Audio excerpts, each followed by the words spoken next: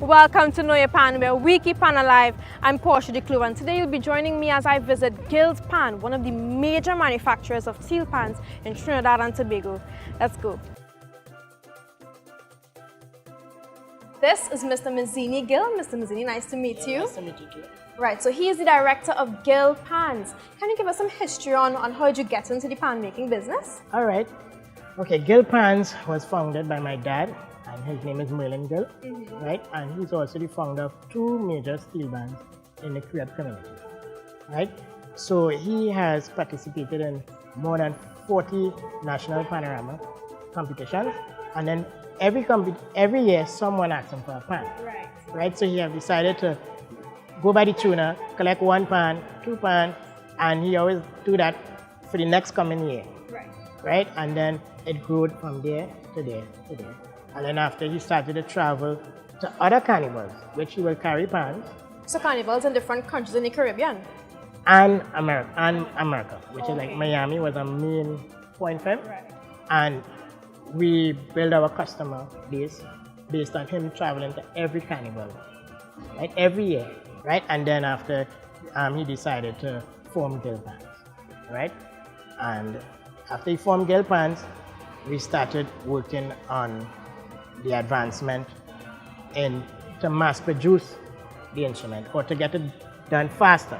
So I've always wondered, where do we get the drums from? Do we get it from Petrochin? Do we get it from the side of the road? Where? Okay, initially the barrels come from companies that bring in their products and they will discard the drums, right? But you have to search for the thickness that we want in the material. So not all use barrels, but we'll use, right? But then the barrels that we have access to has chemicals, right? Which is not good for us. So chemicals from the oil, but the oil that will be in the... No, it could be a different company. Okay. Right, not only the oil. Actually, oil barrels are thinner than the chemical barrels, right? So in 2011, there was a shortage, right? And we searched the world. I did research as well with 4 universities in the USA, and we found a standard sheet material that could work, that also will give the instrument a longer lifespan. So since 2011 to date, we import more than 1,200 barrels yearly, right? And then from our barrels, we'll be able to get 2 instruments from 1 barrel.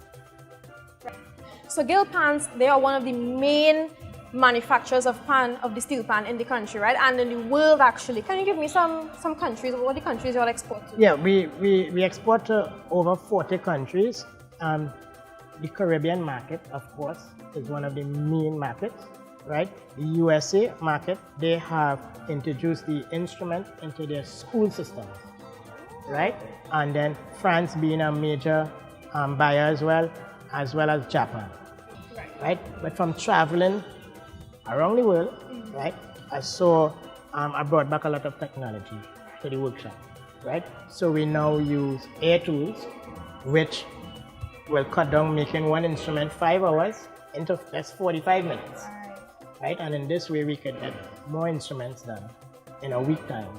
So on the topic of technology, you mentioned having an app. Can you give us some insight on that app? Okay. We have an app called Digital Pan, right? It was created in 2013, and it's the official digital app for the steel pan endorsed by Pancham Baby.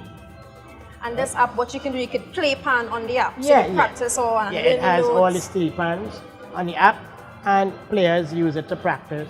Teachers use it in the classroom. If they don't have the actual instrument, they could teach.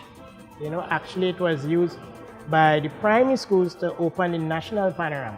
Thank you very much for your time and your information. We really appreciate that. You're welcome. This is Mr. Karel Rupchan. He's going to give us some insight on how exactly we are making a steel pan. Okay, firstly, the first step in making a steel pan is getting the 55-gallon drum. We take off the paint from the top, and after taking off the paint from the top, we draw the lines so we could begin to sink. It varies, sinking the drum varies because according to what type of pan you're making, if it's 10 or seconds. And after sinking, what happens next? After sinking, we use a hammer, which we call a smoothing hammer, and we smoothen out the drum. After smoothing out the drum now, we draft the drum. So what exactly is drafting? Drafting is when we take a template of the note and we draw it into the drum we already smoothing. And after we smoothen that, what exactly are we doing next? All right, we take a hammer which we countersink with. After countersinking, we use a punch, what is called a punch, which we make the indent into the notes. And after you make these notes, the final step is? Well, the final step is it's pretty easy. What going on is that we cut the drum to whatever length, according to what type of pan it is. And then from this, it goes to the tuner.